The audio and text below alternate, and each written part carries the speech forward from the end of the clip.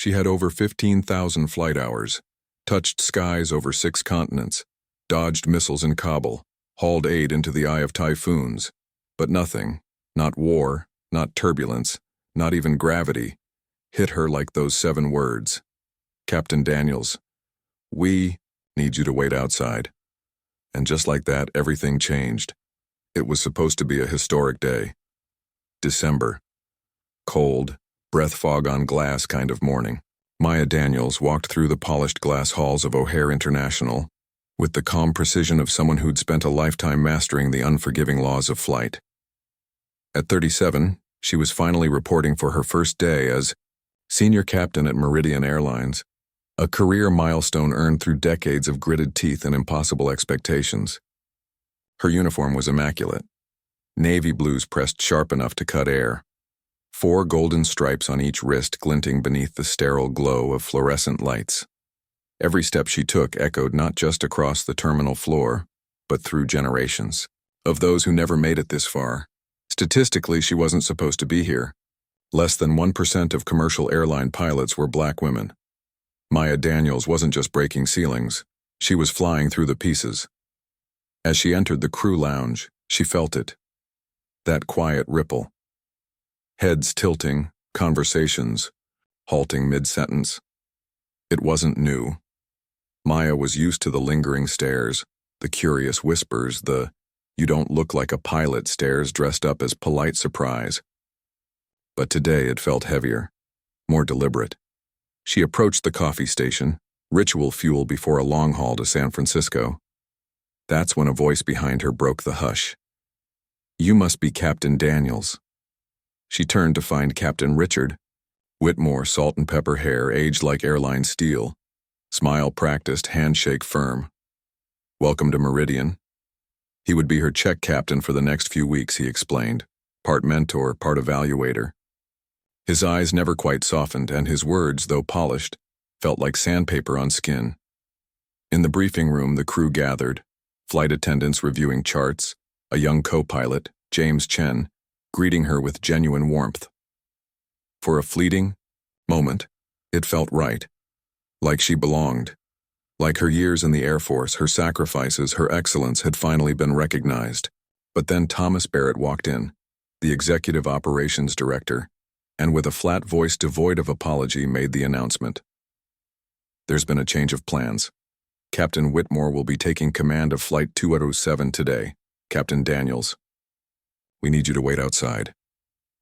Silence fell like cabin pressure dropping mid-flight. No explanation, no rationale. Just a redirection wrapped in corporate formality. Maya blinked, steadying her breath. "May I ask why?" she managed. Barrett's gaze flicked toward Whitmore, then back. "It's a matter of experience," he said. "San Francisco is a difficult approach." Maya's voice stayed even, but her pulse screamed. "With all due respect, I've flown into SFO 73 times, including through typhoons and snow squalls." She wasn't pleading, she was reminding. But Barrett's face stiffened. This isn't up for discussion, and that's when she knew. This wasn't about weather or safety. It never was. She could have protested, could have fought right there. But she didn't. Not yet. "This isn't the hill to die on," she whispered to herself, repeating the mantra of every woman who had to think 4 moves ahead, just to stay on the board. So she placed her flight packet on the table, raised her chin, and stepped out. The hallway felt colder than it had moments before, and somewhere deep in her gut, she knew. They had just opened the wrong door. The hallway outside the briefing room stayed with Maya like a bruise that didn't fade. The humiliation, the silence, the careful way eyes avoided hers, except for James Chen's, a brief flicker of guilt and helplessness. They told her to wait. So she waited. But her mind didn't. It raced, ran simulations, calculated angles. She'd faced enemy fire, emergency landings, and 12-hour sorties in blackout zones. But this was psychological warfare dressed in smiles and Policy 2-1. The Shadow Flight's Flight 422 to Seattle wasn't a punishment officially, but everyone knew. The real insult wasn't the reassignment. It was the choice of who she'd be shadowing. Captain Harold Wilson, the very name synonymous with resistance to diversity at Meridian. A legend among old guard pilots. And a menace for anyone who didn't look like him. He acknowledged her with a curt nod. No handshake, no introduction, just, "Jump seat's yours." During pre-flight checks, he spoke only to the co-pilot, a timid young man named Peter Lawson who barely glanced at Maya. Wilson moved with clinical precision, his knowledge undeniable, but his tone was layered with derision. Every checklist item was narrated like a lecture. Every minor instruction delivered with condescension as if Maya had just learned what an altimeter was. But Maya stayed composed. She didn't flinch, didn't rise to the bait, until Wilson made a mistake. During descent into Seattle, he keyed in the wrong approach frequency. Maya spotted it instantly. A small error, harmless maybe, but in aviation, harmless was a trap. She hesitated for just a second, then leaned forward. "Captain," she said calmly, "Seattle approach should be 2835 today, not 12475. The cockpit went still. Lawson's eyes darted. Wilson froze, then double-checked the chart. She was right. His correction was stiff, resentful. "Thank you, Captain Daniels." But as they taxied to the gate, he muttered, "One good catch doesn't make you Meridian material." Maya looked him dead in the eye. "With respect, Captain, traditions evolve. They have to." He turned toward her then, icy, firm. "Not at Meridian." Back in Chicago, she was reassigned again. More shadowing, more men like Wilson. It was clear now. This wasn't onboarding. This was hazing. Institutionalized. Sanitized. Designed to wear her down. Her sister Zoe's voice rang in her head during sleepless nights. You could sue them into oblivion. But Maya knew better. A lawsuit now would mark her, brand her. Difficult. And the cockpit would become a closed door forever. No, she needed to play a longer game. Then came the flight with Captain Andrew Peterson. Older, reserved, but unlike Wilson, Peterson greeted her with decency. Mid-flight, over the Rockies, he leaned over, voice low. "For what it's worth, not all of us agree with how you're being treated." Maya studied him. "But you're not speaking up either." His face tightened. "It's complicated. Meridian is traditional." There it was again. That word, tradition, used like a shield to justify rot. He lowered his voice further. "Watch yourself around Barrett and Wilson. They've been friends for decades. Barrett protects his people no matter what." "No matter what?" Maya asked. Peterson hesitated. "I didn't say that. You didn't have to." 2. Ghosts in the maintenance logs. After that flight, Maya made a decision. If they were going to bury her in the system, she'd start digging. She visited the maintenance hangar under the guise of learning Meridian's procedures. Most of the crew were polite but distant. Then she met Marcus Jefferson, a middle-aged black mechanic with 23 years under his belt. They bonded over Detroit roots. He cracked a half smile. "Been keeping these birds in the air longer than some of these execs have been out of college." "Seen a lot of change?" she asked casually. "Not all good," he said. He glanced around, then lowered his voice. "They're pushing us to cut corners, faster turnarounds, fewer checks. Stuff that used to be mandatory is now discretionary." "Is that legal?" He shrugged. "Gray area. The lawyers know how to write things just right. But between us, I wouldn't put my family on some of these flights." Before she could probe deeper, a supervisor walked by. Marcus straightened instantly, shifting back to silence. That night, Maya couldn't sleep. So she researched. She dug into Meridian's history. A 1967 founded airline that had grown from regional player to national name. A spotless public image, but beneath it, troubling patterns. 3 discrimination lawsuits in a decade, all settled quietly. 0 people of color in senior leadership. Anonymous reviews from women and minorities describing a boys' club. An unwelcoming atmosphere. and then a short article buried in Aviation news. FAA reviews Meridian's maintenance records for discrepancies. Maya bookmarked it.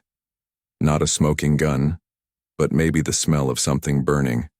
Her real break came when she reviewed Flight 422's maintenance logs. The timeline didn't match. Checks dated after the flight had already departed. Sign-offs missing initials, routine entries overwritten. Someone was falsifying records. 3. Her first stand. 2 days later, she was assigned her first full command. Since arrival, a red-eye from Chicago to Las Vegas. The route was unpopular, the hour brutal. She suspected it was another test. James was her first officer again. "You okay?" he asked during pre-flight. She nodded. "Let's do our checks." That's when she saw it. The intake valve service date was off by a week. Other line items didn't match with system logs. It wasn't egregious, but it wasn't clean. She called ground crew. They assured her, "Everything's good, Captain." She wasn't convinced.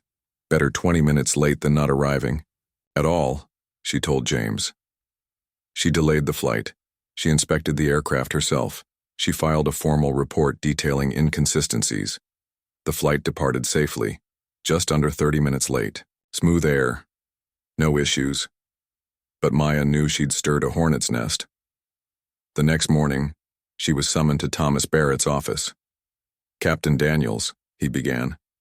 "I understand you delayed Flight 889 last night." She sat straight. "Yes, the logs had discrepancies. I followed FAA protocols." "Our team cleared the aircraft," Barrett said. "You overruled them based on what? A hunch?" "Based on 20 years of experience," Maya replied. "And the law." His tone hardened. "At Meridian, we value efficiency as much as safety. Delays cost thousands. Perhaps this isn't the right culture for you." Maya let the silence linger, then spoke evenly. "Would you mind putting that in writing?" Barrett's face flushed. "That won't be necessary, just use better judgment." "I always do," she said, rising. "That's why I delayed the flight." That night, back in her apartment, she spread everything out. Her notes, the flight logs, screenshots, timelines. Threads started connecting. What she was seeing wasn't a few bad decisions, it was a culture of calculated risk, hidden behind spreadsheets and procedure, a company cutting corners, pressuring silence, sacrificing safety for margins. She picked up her phone. "Zoe," she said, "I need your help." Her sister didn't hesitate. "Tell me everything." They tried to box her out. Instead, she built a blueprint. From the outside, Maya Daniels looked like she had folded, like she'd accepted her administrative reassignment with silent obedience. She showed up on time, answered HR's scripted questions, smiled politely as they stripped her security access and gave her a temp badge with limited clearance. But inside, she was collecting threads, carefully, methodically, turning passive aggression into fuel. Her folder of evidence was growing thicker. But it wasn't just documents anymore. It was people. 1. Allies in the shadows. It started with a hallway whisper. Lauren Kim, a senior flight attendant with over a decade at Meridian, stopped Maya just outside HR. Her voice was tight, urgent. "This isn't right," she said. "What they're doing to you." Maya kept her tone steady. "Some battles aren't meant to be fought in the open." Lauren looked around, then lowered her voice further. "I have photos from last month. Flight 336 to Toronto. There was a crack in the cabin pressure valve. Visual inspection missed it or ignored it. Maintenance cleared it anyway. If we'd been delayed, they'd have had to cancel 3 flights for crew rest violations." Maya's heart skipped. "That's serious." "I know." Lauren nodded. "I've been documenting for months. Quietly. But I was scared." "You still could lose everything," Maya warned. Lauren took a breath. "What's the point of having a career if people could die because I stayed silent?" Maya looked her in the eyes. What she saw wasn't fear. It was someone on the edge of action. "Send everything to this email," she said, scribbling down. a secure encrypted address. It's protected. And Lauren, thank you. Next came Marcus Jefferson. He found her later that day near Bay 34, glancing over clipboards as if she still had access. He looked both ways before letting her in through a side entrance. I shouldn't be doing this, he muttered. But someone needs to know what's happening. He led her to a quiet alcove behind a parked 737. They're not just fudging logs, he said. They're burying structural issues, downgrading faults, reclassifying major problems so they don't ground aircraft. I've been collecting files, screenshots, memos. He handed her a USB drive wrapped in black tape. This is everything, but be careful who sees it. Maya turned it over in her hands. Would you go on the record? I've got 3 kids, he said quietly. This job is everything. She nodded. You don't have to be the face. Just the spark. And the sparks were catching. That same day, James Chen texted her. This is wrong. Whatever you need, just say the word. Peter Lawson, the quiet co-pilot from Flight 422, sent Wu a message too. Not all of us are like them. Some of us remember why we became pilots. The tide was turning. Back in her apartment, Maya began mapping everything. Names, dates, internal memos, flight reports, FAA regulations cross-referenced with falsified logs. She connected Lauren's photos, Marcus's files, anonymous testimonials from review sites, her own observations, and the timeline of events like a crime board out of a political thriller. One truth became clear. Meridian Airlines had built its empire on risk and silence, and Maya was done staying silent. 2. The confrontation. They summoned her at 2:09 p.m. The executive conference room smelled of money and panic. Barrett sat at the head of the polished table, flanked by Captain Whitmore, Harold Wilson, and 2 corporate lawyers in sleek navy suits. No one invited her to sit. Barrett spoke first. Captain Daniels, it has come to our attention that you've been accessing restricted areas and soliciting information beyond your clearance. Maya said nothing. You appear to be gathering documents and contacting outside entities, Barrett continued, voice tightening. This violates your NDA. Do you have anything to say for yourself? Maya looked around the room, calm. Am I being fired? One lawyer leaned forward. We're offering you the opportunity to resign, with severance, in exchange for a reinforced NDA, standard terms. And if I decline? Maya asked. You'll be terminated for cause, Barrett snapped. Your record will reflect insubordination and hostile behavior. Good luck finding another airline after that. Maya reached into her bag and slowly placed a manila folder on the table. Before I respond, she said softly, you should know that at 9:00 a.m. this morning my attorney submitted a comprehensive report to the Federal Aviation Administration. Dead silence.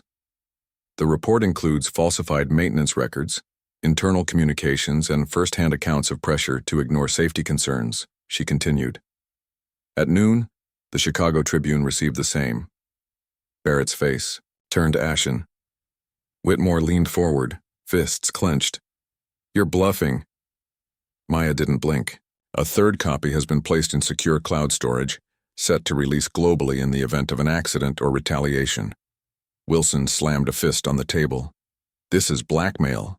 No, Maya said, her voice a razor. This is accountability. The lawyers whispered frantically. Barrett looked like he'd aged a decade in a single breath. What do you want? He croaked. Maya leaned in. Ground every aircraft with maintenance discrepancies. Conduct an independent third-party audit, and issue written guarantees that no employee who spoke to me will face retaliation. That would bankrupt us, Wilson hissed. Maya met his gaze coldly. As opposed to what happens when the FAA revokes your operating certificate?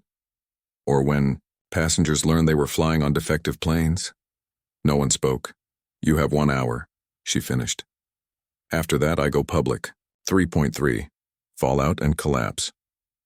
The collapse began slowly, then all at once. Within 48 hours, the FAA grounded 40% of Meridian's fleet. The stock price plummeted. Canceled flights stranded thousands. News outlets devoured the Tribune's expose. and followed up with their own. Employees started talking, more mechanics, more flight crew, even middle management. Meridian wasn't just a broken company, it was a time bomb. Barrett, Whitmore, and Wilson were placed on administrative leave. Investigations deepened.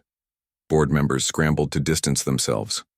Public apologies were issued in sterile press releases. And Maya? She walked through those glass HR corridors one last time. This time people made eye contact. James gave her a nod as she passed.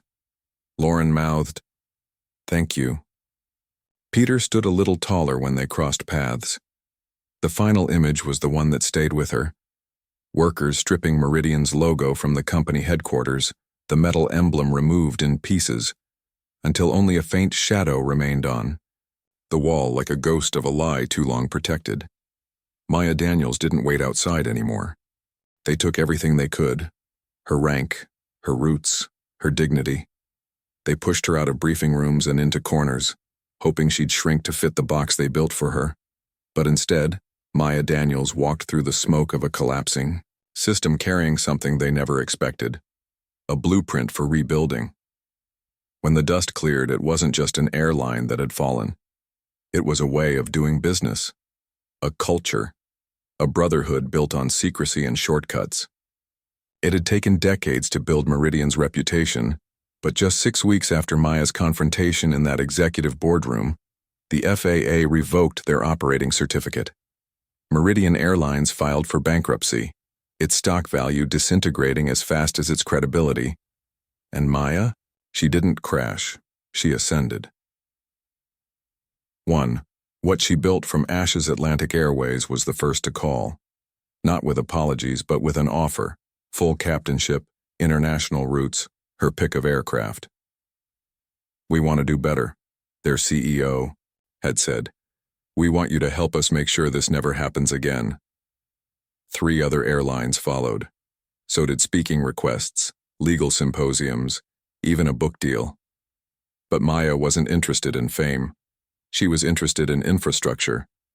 If one whistle could take down an empire, she wondered what would happen if others felt safe enough to blow theirs too. She joined Atlantic under one condition: that they appoint someone not white, not male, and not silent to oversee technical operations. That someone turned out to be Marcus Jefferson, the same maintenance veteran who had passed her a USB drive in the shadows of Bay 34. He now stood proudly as Director of Maintenance Quality Control, Lauren Kim, who once whispered, "Truths in a hallway," was offered a full scholarship to complete her aviation safety certification. Within a year, she became Atlantic's first female safety officer trained from flight attendant ranks. And James? James became a full captain by year's end. The tremors from Meridian's collapse echoed across the industry. Other airlines scrambled to conduct internal audits. Safety protocols were reevaluated, reporting chains were revamped, whistleblower protections were drafted, updated, and printed in bold. Even the FAA issued a nationwide memo. All aviation personnel were to be reminded that procedural efficiency could never override human safety. At the bottom of the memo were words Maya recognized from her own testimony. "The sky forgives many things, but it never forgives lies." They printed it, framed it, hung it on the wall of Atlantic's Operations Center. Cultural shift 3. Months after the fallout, Maya sat across from FAA Deputy Director Carla Simmons. "We're forming a new oversight committee," Simmons said, placing the documents on the table between them. "Independent, diverse, fully empowered to freeze operations if safety is compromised. We want you on it." Maya didn't answer right away. She glanced out the window.